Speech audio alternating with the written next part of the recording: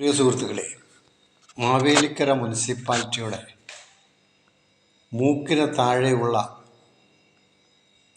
ചില ഓടകൾ, ദുർഗന്ധം ഭവിക്കുന്ന ഓടകൾ, വേസ്റ്റ് വന്ന് കെട്ടിക്കിടന്ന് നാറ്റം ഭവിക്കുന്ന ഓടകൾ, ജനങ്ങൾക്ക് സഞ്ചരിക്കുവാൻ മൂക്ക് പൊത്തി വേണം ജനങ്ങൾ അതിലൂടെ സഞ്ചരിക്കുവാൻ. ഈ തോടിൻ്റെ കരയിലാണ് അവിടെ ഹോട്ടലുകളും ജ്യൂസ് പാർലറുകളും മിൽമ പാലും ഒക്കെ നടത്തിക്കൊണ്ടിരിക്കുന്നത്. അവിടെ വന്നിരുന്നാണ് ഹോട്ടലുകളിൽ ആഹാരം കഴിക്കുന്നത്. ഇതിൻ്റെ പുറകുവശത്തേക്കൊന്ന് നോക്കിയാൽ ഒരു ഗ്ലാസ് വെള്ളം കുടിക്കുവാൻ തോന്നാത്ത അവസ്ഥയാണ് അവിടെ കാണുന്ന കാഴ്ച.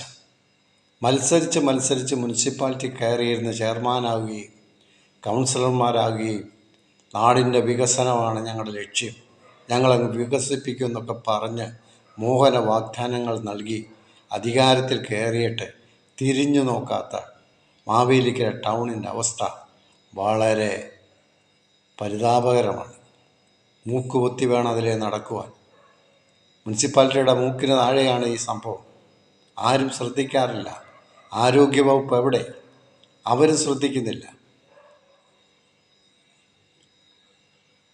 ഞങ്ങൾ ജയിച്ചാൽ ഞങ്ങളിത് സിംഗപ്പൂരാക്കും ഒരു വാർഡും എന്ന് പറഞ്ഞുകൊണ്ട് ഇടത് വലത് പാർട്ടികൾ അവിടെ മത്സരിക്കുകയാണ്.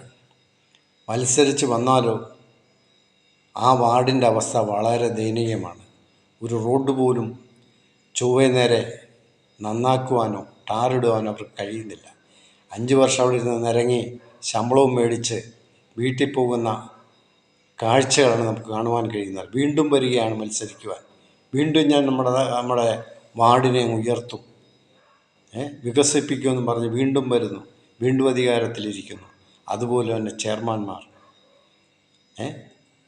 ഇവരൊക്കെ തുടർന്ന് ജയിച്ച് വേരിറങ്ങി അവിടെ കുത്തിയിരിക്കുകയാണ് മുനിസിപ്പാലിറ്റിയിൽ. അവരിരുന്നു കൊണ്ടാണ് ഇവിടുത്തെ ടൗണ് വലിയ വികസനമുണ്ടാക്കുന്നു,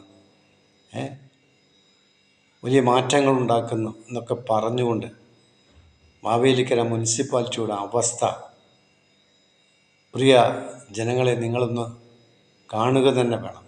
ആ മിൽമയുടെ പുറകിലെ ആ ഓടകൾ, മലമൂത്ര വിസർജനം കൊണ്ട് മനുഷ്യൻ അതിലെ നടന്നു പോകാൻ കഴിയുന്നില്ല.